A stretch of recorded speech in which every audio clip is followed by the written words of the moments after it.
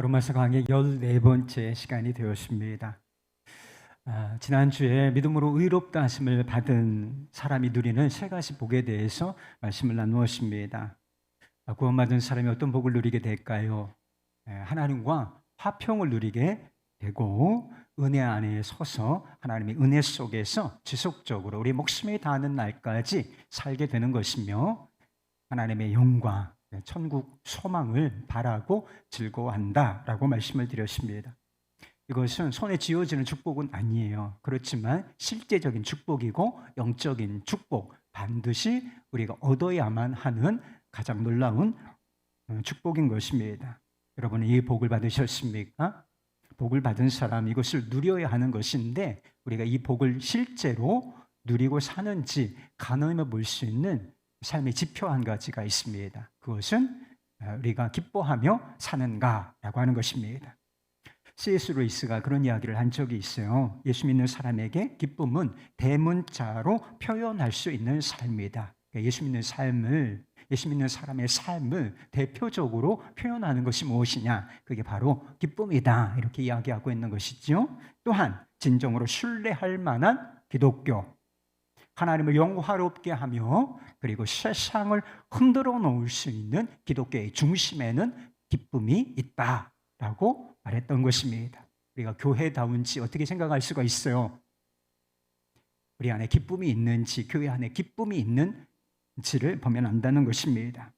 한나 휘톨 스미스는 자기 아들 프랭크에게 이런 이야기를 했습니다. 내가 그리스도인의 삶의 기쁨을 알아가기 시작했다니 참 다행이다. 그리스도인이 아닌 사람이 어떻게 한시라도 행복할 수 있을는지 나로서는 모를 일이다.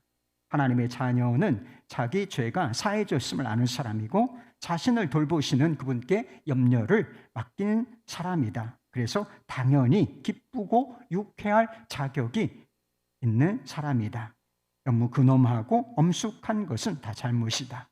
내가 아는 가장 명랑한 사람들은 가장 헌신적인 그리스도인들이다. 우울할 때가 있죠. 살다 보면. 저도 그럴 때가 있습니다. 이렇게 마음이 우울하다 이런 생각, 느낌이 들 때가 있습니다. 그러나 그런 때가 있다. 오케이, 괜찮아요. 그러나 늘 우울한 것은 기독교도 아니고 그리스도인의 삶도 아니라는 것입니다. 그리스도인들은 기쁘고 유쾌할 자격이 있는 사람들인 것입니다. 그러나 이것은 우리의 삶이, 그리스도인들의 삶이 항상 화려하고 평탄할 것이다 라고 하는 사실을 말해주는 것은 결코 아닌 것입니다. 3절 말씀에 보면 환난이라고 하는 단어가 나오는 것을 보게 돼요. 환난이라고 하는 것은 단어의 의미 자체는 압박이라는 뜻을 가지고 있어요. 압력, 압박, 우리를 압박해 오는 거. 그래서 시련이라고 하는 의미라고 할 수가 있는 것입니다. 우리의 삶을 압박하는 시련과 고난이 있을 수 있다라고 하는 것을 말해주고 있는 것이죠. 주 예수를 믿으라. 그리하면 내 삶에 고난이 사라질 것이다. 이것은 결코 성경이 전하는 복음이 아니라는 것입니다.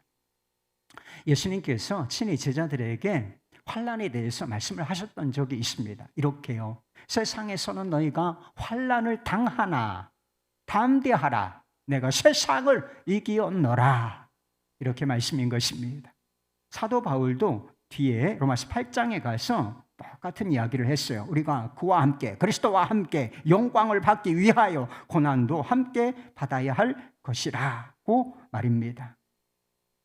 그리스도인들의 삶에 고난이 찾아온다는 사실은 성경의 진리가 말해주는 것이고 성경에 기록된 초대교회 성도들의 삶이 증명해 주는 것입니다. 뿐만 아니라 지금 이 시대를 살고 있는 우리 자신의 삶에서도 증명되는 사실이라는 것이죠.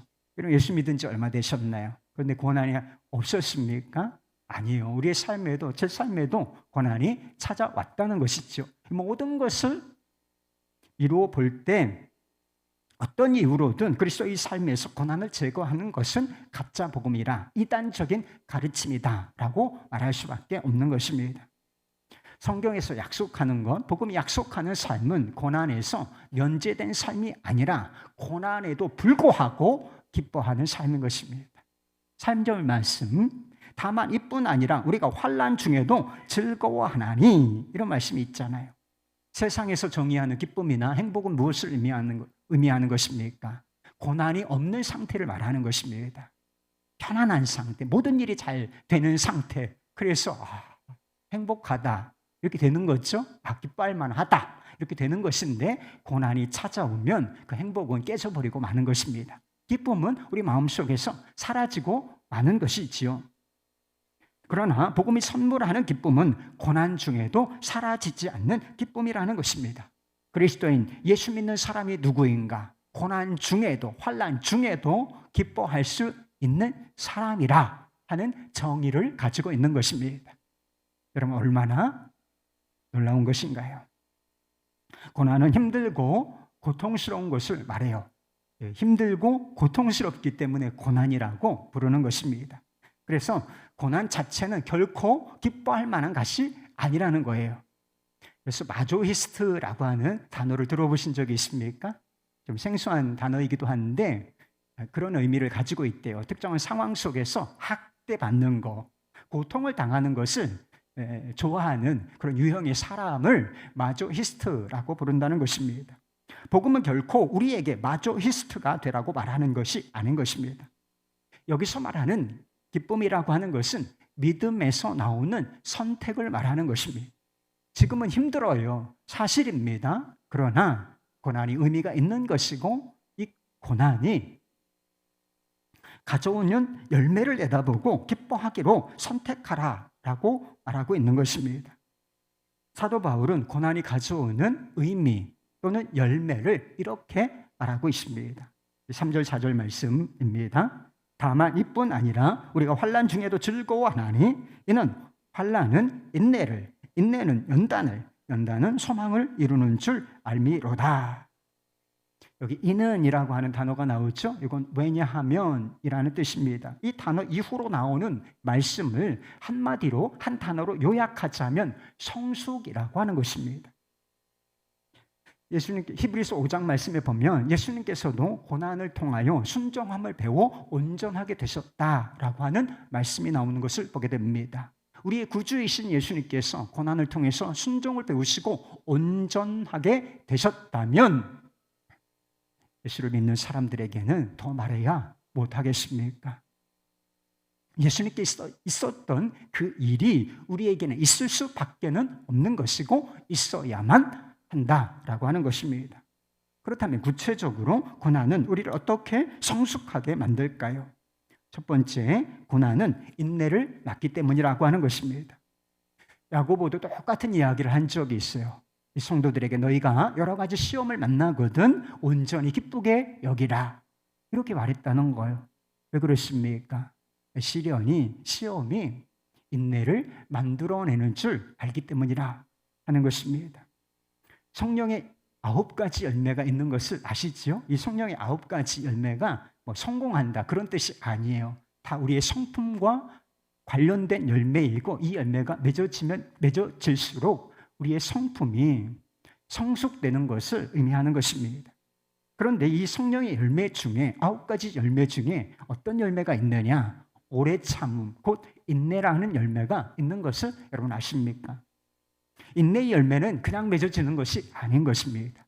인내할 만한 상황 속에서 맺어지게 되는 것, 이것이 바로 인내라고 하는 열매라고 하는 것입니다. 참을 게 없어요. 참을 상황이 아니야. 그런데 무슨 인내할 게 뭐가 있습니까? 말하자면 인내는 고난 속에서 성령의 인도하심을 받을 때에, 믿음으로 살아보려고 할 때에 우리의 마음 가운데, 성품 가운데 맺어지는 열매라고 하는 것입니다. 옛날 어느 수도원에 아주 다루기가 힘든 수사 한 사람이 있었다고 합니다. 교만하고 시비와 불화를 일삼는, 그래서 다른 사람들이 보기에 눈에 가시 같은 그런 수사였다는 것입니다. 말다툼이 벌어지면 10중 8구 이 사람이 어떤 식으로든지 개입되지 않은 상황이 없었다는 것입니다. 그래서 사람들이 동료 수사들이 이렇게 모여서 수군수군 되면 거의 그 사람의 이름이 오르내리는 일이 다반사였다는 것입니다. 친구는 하나도 없고 다 정만 많았던 이 수사는 결국 스스로 분을 참지 못하고 이 수도원을 나가기로 결정을 했다는 것입니다. 다른 수사들은 다 조아라 했어요. 눈에 같은 사람이 스스로 수도회를 나간다고 하니까 아유 잘 됐다 이렇게 생각을 했지만, 한 사람 수도원장은 이것이 우리 공동체의 손해다라고 하는 사실을 인식하였다는 것입니다. 그래서 그는 10위군 수사를 찾아가서 설득에 나섰습니다. 그 10위군 수사가 아무도 나를 원치 않고 반기지 않는데 내가 왜 다시 그 수도회에 돌아가야 하겠습니까? 라고 묻자 이 수도원장이 그렇게 대답을 했다는 것입니다. 그냥 돌아오십시오. 돌아오시면 하면 내가 당신에게 급여를 지불하겠습니다. 이렇게 제안을 했다는 것입니다. 밉살스러운 인간이 영내로 다시 들어오는 모습을 보고 다른 수사들이 얼마나 얼굴빛이 변했을까요? 그가 급여까지 받으면서 수사 생활을 할 것이다 라고 하는 사실이 알려지자 다른 수사들이 격분했다는 것입니다. 그래서 이 분노를 참지 못하고 한 사람 수사가 수도원장에게 가서 따졌다는 거예요. 해명을 요구했습니다. 수도원장은 이렇게 대답을 했다는 것입니다. 이 수사는 말썽은 많을지 모르나 그럼에도 불구하고 그대들에게 인내와 친절과 동정을 가르쳐 줍니다. 그래서 그가 여기 필요한 것입니다. 그것은 오직 그만이 가르쳐 줄 수 있는 교훈입니다. 이렇게 말했다는 것입니다. 그리스도인들에게 고난이라고 하는 것은 밉살스러운 수사와 같아요. 우리는 불필요하다고 생각하지만 있어야만 하는 것이다. 그만이 가르쳐 줄 수 있는 교훈이 있기 때문이라고 하는 것입니다. 당면한 고난이나 문제를 해결할 수 있는 어떤 능력이나 기회가 있다면 그것을 사용하여서 고난을 극복하는 것, 상황을 정리하는 것, 이것은 얼마든지 다 가능한 것입니다. 그럴 기회가 있고 그럴 능력이 주어졌음에도 불구하고 참을 이유는 도대체 없다는 것입니다. 그러나 해결책이 없을 때, 사실 고난은 해결책이 없을 때가 참 많지 않습니까? 해결책이 없을 때에는 인내해야 한다는 것입니다. 주님을 신뢰하고 그 시간을 인내로서 보내야 한다라고 하는 것입니다. 그동안은 아무것도 해결되지 않고 아무것도 개선되지 않는 것처럼 보인다 할지라도 한 가지 우리가 주님을 신뢰하고 있다면 한 가지는 확실하다는 거예요. 우리의 인격 속에서, 성품 속에서 성령의 열매가 맺어지는 중이라 하는 것입니다. 우리의 삶, 인간됨이 바뀌어지고 있는 중이라고 하는 것입니다. 두 번째, 인내는 연단을 낳기 때문이라는 것입니다. 인내는 쓰지만 인내가 만들어내는 열매는 달다, 이런 표현이 있어요. 그래서 좀 상투적인 표현이다라고 생각할 수도 있지만 사실은 옳은 말입니다. 인내가 만들어내는 단 열매, 그것이 바로 연단이라고 하는 것입니다. 우리가 다 믿음을 가지고 있는 것처럼 보이지만 실제로는 그렇지 않아요. 지금 이 한 공간에 그래도 꽤 여러분이 계시죠. 다 진짜 믿음을 가지고 있냐? 저는 그렇게 인정하고 싶습니다. 그러나 실체는 그렇지 않을 수도 있다는 것입니다. 진짜 다 믿음을 가진 것처럼 보이고 다 하나님을 예비하는 것처럼 보이지만 실제로는 그렇지 않은 경우도 얼마든지 있을 수 있다는 것이 성경이 증언하는 바인 것입니다. 그리고 다 믿음의 분량도 다르고 또 하나님과의 관계의 질도 다 다른 상황이라는 것입니다. 고난은 1차적으로 우리의 믿음이 진짜인지 가짜인지를 분별해 주는 것입니다. 고난을 만나면 가짜 믿음은 그 실체를 드러내게 되어 있습니다. 가짜 믿음은 고난이라고 하는 불을 만나게 되면 다 타버리고 사라지게 돼요. 원래 없었던 것인데 그 실체가 정확하게 드러나게 된다는 것입니다. 그러나 진짜 믿음을 가진 사람에게 불이 임하면, 고난이라고 하는 불이 도달하게 되면 금이 연단을 받는 것처럼 그 믿음이 연단이 되어진다는 것입니다. 연단을 통해서 이 불순물이, 믿음에도 불순물이 많이 있는데 이 불순물이 빠져나가고 고난받기 전보다 더 순도가 높은 그런 믿음으로 서게 된다는 것이지요. 사도 베드로도 성경은 항상 똑같은 진리를 이야기하고 있어요. 사도 베드로가 우리가 시험을 당할 때 기뻐해야 할 이유를 이렇게 말한 적이 있습니다. 베드로전서 1장 6절 7절 말씀. 그러므로 너희가 이제 여러 가지 시험으로 말미암아 잠깐 근심하게 되지 않을 수 없으나 오히려 크게 기뻐하는 도다. 너희 믿음의 확실함은 불로 연단하여도 없어질 금보다 더 귀하여 예수 그리스도께서 나타나실 때에 칭찬과 영광과 존귀를 얻게 할 것이니라. 아멘입니다. 고난은 우리를 어떻게 연단하는가? 우리의 실체를 보여줌으로써 우리의 믿음을 연단하는 것입니다. 내가 지금 어느 위치에 어느 정도에 있는지를 알아야 성숙이라고 하는 방향으로 나아갈 수가 있지 않겠습니까?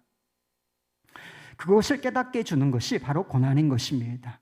우리는 우리 자신이 어떤 존재인지 잘 모릅니다. 내가 나를 가장 잘 안다고 생각하지만 여러분 착각이에요. 내가 어떤 존재인지 또 믿음이 어떤 위치에 있는지 사실 잘 모릅니다. 다 자신이 괜찮은 줄 착각하고 살아가는 경향이 많은 사람들인 것입니다. 성품도 괜찮고 믿음도 괜찮고 이 정도면 신앙생활도 잘하는 편이고 최고는 아니어도 괜찮다 이렇게 생각하죠. 제가 다 알아봤어요. 스스로들을 다 그렇게 생각한다는 것입니다. 저도 제 믿음이 좋은 줄 알았습니다. 좀 어려운 일이 있어도 하나님께 순종하고 주의 말씀에 순종하고 또 어려운 일 어느 정도는 다 감당할 수 있는 정도는 되는 줄 알았어요. 그러나 실제로 고난을 받으니까 어마어마한 고난은 아니었지만 그래도 고난을 받으니까 그게 아니라는 것을 제가 알게 되었습니다. 착각이라는 사실을 알게 되었어요. 믿음이 얼마나 부족한지, 그리고 불평을 얼마나 좋아하는 존재인지 저 자신의 밑바닥, 실체를 그 고난을 통해서 보게 되었다는 것입니다. 그런데 그게 은혜라는 사실이 깨달아졌어요. 나 자신의 실체를 보게 되는 거, 내가 얼마나 부족하고 연약한 자인가, 믿음이 없는 자인가, 믿음의 실력이 없다라고 하는 사실을 보게 되었고 깨닫게 되었다는 것이 이게 은혜가 아닌가 하는 생각이 들었고, 그래서 감사할 이유가 됐다 하는 생각을 했던 적이 있습니다. 알렉산드르 솔제니친이라고 하는 사람이 있어요. 러시아의 소설가이자 역사가입니다. 그래서 노벨 문학상도 탔던 경력이 있는 그런 분이셨습니다. 그가 소련군으로 복무하던 시절이 있었는데 스탈린, 그 구소련의 독재자 있죠. 스탈린의 분별력을 의심하는 내용을 담은 편지를 친구에게 보냈다가 그것이 발각되어서 무려 10년 동안이나 수용소에서 갇혀 지내야 하는 상황이 되었다는 것입니다. 그는 수용소에서 당한 고난을 통해서 3가지를 깨닫게 되었다는 것입니다. 첫째는 자신을 알게 되었고, 두 번째는 그리스도를 알게 되었으며, 세 번째는 기쁨이 무엇인지를 알게 되었다는 것입니다. 자신을 아는 것과 그리스도를 아는 것은 분리할 수 있는 게 아닙니다. 그리스도를 아는 것과 기쁨을 아는 것은 분리할 수 있는 게 아니에요. 그래서 자신을 아는 것, 그리스도를 아는 것, 그리고 진정한 기쁨을 아는 것은 다 연결되어 있는 것인데 이 3가지를 어디서 알게 되었는가? 고난의 풀물 속에서 깨닫게 되었다는 것입니다. 그는 이렇게 말했습니다. 젊은 날에 성공에 취하여 나는 자신이 무오하게 느껴졌고 그래서 잔인했다. 권력에 찌든 나는 살인자요 압제자였다. 내가 가장 악한 순간에도 오히려 선을 행하고 있다고 확신했고 이를 뒷받침할 체계적 논거는 얼마든지 있었다. 수용소 군도 감방에 썩어가는 밀집 위에서 비로소 내 안에 처음으로 꿈틀거리는 선을 느꼈다. 점차 깨닫고 보니 선과 악은 국가나 계급이나 정당에 따라 갈리는 것이 아니라 모든 인간의 마음 속에서 갈린다. 그래서 나는 수용소 시절을 돌아보며 오, 복된 수용소요 라고 고백한다. 주변 사람들이 이 말을 듣고 깜짝 놀랄 때도 있다. 이런 이야기를 했어요. 세 번째, 연단은 소망을 이루기 때문이라는 것입니다. 소망은 2절에서 말하고 있는 것처럼 하나님의 영광을 바란다 라고 하는 말과 동일한 의미인 것입니다. 믿음으로 의롭다 하심을 받은 사람은 천국 그 영광을 소망하게 되는데, 이것이 연단된 믿음과 성품을 통해서 더 선명해지고 확실해진다, 이렇게 말씀하고 있는 것입니다. 고난은 연단을 통해서 우리 안에 아직도 자리 잡고 있는 죄, 그리고 우상, 그리고 세상에 대한 사랑. 그러면 이것이 없어요? 여러분의 죄 없어요?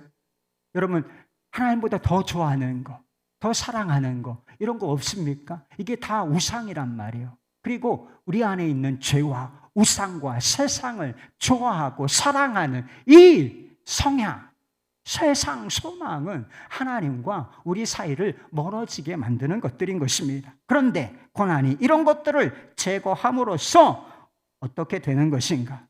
우리의 믿음이 영원히 더 밝아지고, 그럼으로써 하나님께 소망을 두는, 더 분명한 소망을 두게 되는 결과를 낳게 되는 것입니다. 이런 세상의 소망은 잠깐이에요. 이런 세상의 소망을 두고 살아가십니까? 세상의 기대를 가지고 사시나요? 그 소망은 아무것도 아니에요.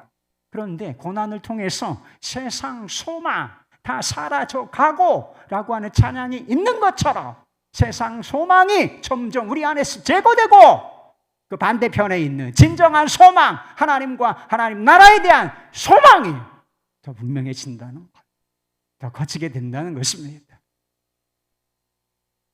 의롭다 하심을 받은 믿음을 가진 사람들은 고난의 때에 하나님과 결코 멀어지지 않습니다.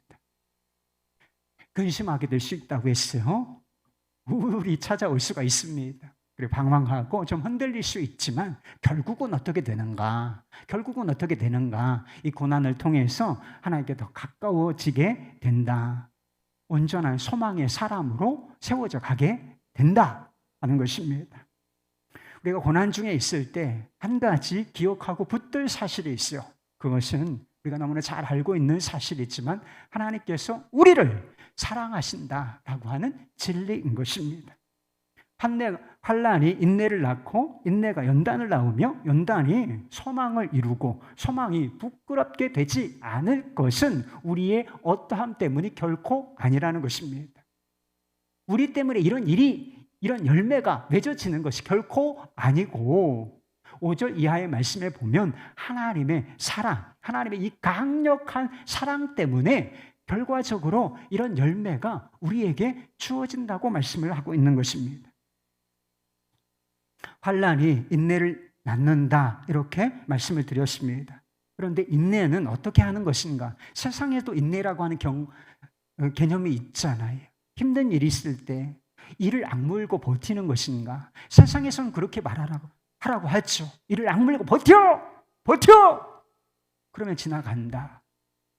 그러나 성경에서 말하는 인내는 그런 게 아니에요. 이를 악물고 막 빗발이 서서 버티면 성품이 나빠져요. 좋아지는 게 아니라.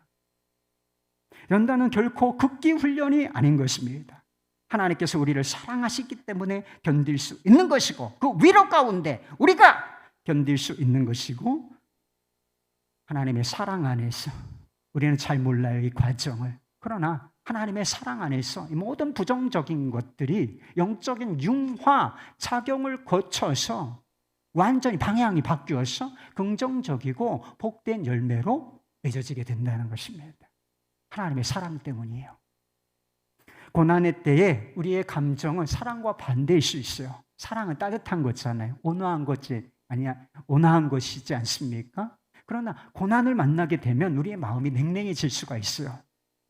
이것이 사랑인가? 이런 의문이 찾아올 수가 있습니다. 그러나 감정과 진리는 다를 수가 있는 것이고 다른 것입니다.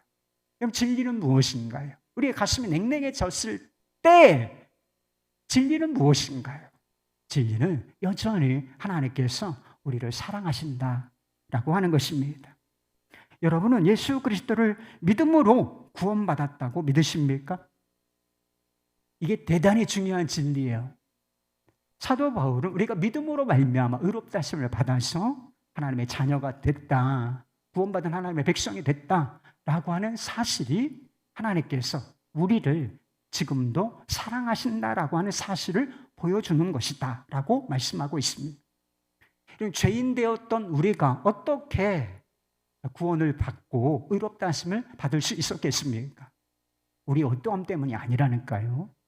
오직 자격 없는 우리, 죄인된 우리, 하나님과 원수되었던 우리를 하나님께서 그럼에도 불구하고 뜨겁게 사랑하셨기 때문에 우리가 구원을 받게 되는 거예요.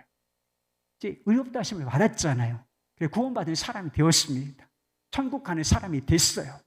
그러면 그 이후로는 더 말할 것도 없다는 것입니다. 최악의 상태에서 우리가 구원받았기 때문에 구원받은 이후에는 어떤 상황이 펼쳐지든지 간에 하나님께서 우리를 사랑하시고 또 사랑하신다는 것. 우리가 그리스도인이 되고 그리스도인으로 살고 그리고 마침내 영광스러운 궁극적인 그 하나님의 나라 천국에 들어가는 것은 하나님의 사랑이 아니면 도무지 설명되지 않는 것입니다. 하나님의 사랑 때문에 이 모든 것이 가능해졌고 가능하고 있으며 가능해질 것입니다. 비록 우리가 고난 중에 있다고 할지라도 말입니다. 자기 노력과 자기 의로서는 결단코 구원받지 못합니다. 마찬가지로 자기 노력과 의로는 고난을 견디지 못하는 것입니다. 하나님의 사랑 안에 거하는 사람만 그것을 견뎌내고 그리고 그 과정을 통해서 복된 열매가 우리의 삶의 성품에 맺어지게 되는 것입니다. 하나님의 사랑이 여러분들을 붙들고 있습니다. 하나님의 사랑이 여러분을 붙들고 있어요. 어떤 형편에 있든지. 그러나 동시에 우리도 할 일이 있는 것입니다. 우리가 어떤 형편에 있든지 비록 고난 중에 있다 할지라도 하나님이 나를 사랑하신다라고 하는 진리를 붙잡는 것입니다. 믿음으로 붙잡는 거예요. 하나님께서 나를 붙잡고 계신데 내 편에서도 하나님이 나를 사랑하시지 라고 하는 진리를 붙잡는 것이다 라고 하는 것입니다. 그리고 하나님의 사랑을 붙잡는 사람들이 삶에서 고난 가운데 선택할 수 있는 그것이 바로 기쁨과 감사라는 것입니다. 어떤 성도님이 쓴 글을 본 적이 있어요. 어떤 목사님의 설교를 들으면서 감동을 적어 놓은 글이었습니다. 내려놓고 싶고 포기하고 싶고 도망가고 싶었던 나의 가정을 내게 주신 두 아들을 바라보며 참고 또 견디며 20년을 지내왔습니다.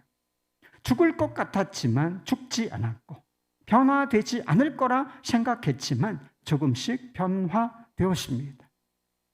그 20년 동안 눈물의 고통 속에서도 주님을 만났고 제 손을 놓지 않으신 주님의 사랑으로 지금은 밝게 자란 두 아들과 회복된 가정을 보며 감사가 넘칩니다. 눈물 범벅이었던 그 시간들, 주님을 가장 가까이 만났던 시간이었고 더 단단해진 제 삶을 하나님은 기뻐해 주시리라고 믿습니다. 이제는 감사의 눈물만 흘리게 될 것을 믿습니다. 또 잘 이겨낼 힘을 주실 것을 믿습니다. 오늘 목사님의 말씀을 들으며 그 시간 왜 견디게 하셨는지 깨달으며 감사의 마음이 더 깊어집니다. 성경에 약속이 있어요. 믿는 사람들에게 주어진 약속의 말씀이 있는데 그것은 실제로 사라질 수 있는 말씀이에요. 실제가 될 수 있는, 적용되고 그것이 진리라는 것이 증명될 수 있는 말씀인 것인데 이 성도님의 삶이 오늘 본문 말씀에 적용이고 이 말씀이 실제로 어떻게 적용되지 사라지는가 보여주는 말씀이다 하는 생각이 들었습니다. 예수님께서 제자된 사람들에게 우리에게 약속해 주신 삶이 있어요. 요한복음 16장 22절 말씀. 지금은 너희가 근심하나 내가 다시 너희를 보리니 너희 마음이 기쁠 것이요 너희 기쁨을 빼앗을 자가 없으리라. 세상 사람들도 간간히 기쁨을 경험합니다. 여러 가지 방법을 통해서. 그러나 잠시 누리는 기쁨 정도가 아니라 기쁨을 얻을 것이고, 그리고 어떤 환경 속에서든지 그 누구에게든지 결코 빼앗기지 않는 기쁨을 가지고 살 수 있을 것이다. 약속의 말씀이 주어진 것입니다. 할렐루야지. 기독교 교육학자인 하워드 핸드릭스 목사가 한 번은 어떤 친구 목사에게 이런 질문을 던졌다 그래요. 잘 지내나? 그 목사는 이렇게 대답했습니다. 이런 상황 아래서는 정말 참담하다네. 핸드릭스는 대답했어요. 그러면 왜 그 아래 있는 것인가? 왜 불행 속에 머물러 있느냐? 이렇게 물었던 것입니다. 아까 말씀드린 알렉산드르 솔제니치는 암병동이라는 책에서 사람이 스스로 행복을 선택하는 한 행복하며 아무도 그를 막을 수 없다라고 말했습니다. 행복과 기쁨이라고 하는 것은 자연스러운 것이기도 하지만 한 차원 높은 행복과 기쁨이라고 하는 것은 선택하는 거예요, 여러분. 선택할 수 있는 거예요. 우리는 슬픔과 불행이 지배하는 상태에 머물러 있지 않을 수가 있어요. 고난 중에도 행복과 기쁨을 선택할 수 있는 사람들인 것입니다. 그리스도인들에게는 항상 행복하고 기뻐해야 할 만한 이유가 있기 때문인 것입니다. 이미 믿음으로 구원을 받았고 하나님의 사랑 가운데 거하며 이 고난조차 영적인 융화 과정을 거쳐서 반대편으로 꺾여서 복되고 아름다운 열매를 맺을 것이기 때문인 것입니다. 우울하고 불행하다고 느낄 만한 이유가 있으신가요? 이런 이유가 없는 사람은 하나도 없어요. 다 이런 이유, 조건들이 있지요. 그러나 그리스도인이라면 기뻐하고 행복할 이유가 더 많다는 사실을 잊지 않으시기를 바랍니다. 여러분은 무엇의 지배를 받으시겠습니까? 여러분 무엇을 바라보시고 무엇을 선택하시겠습니까? 선택은 여러분 자신의 몫인 것입니다. 예수님께서 우리에게 약속하신 것처럼 아무도 기쁨을 빼앗기지 않는 이런 놀라운 축복의 삶을 살아가실 수 있기를 우리 주 예수 그리스도의 이름으로 축복합니다.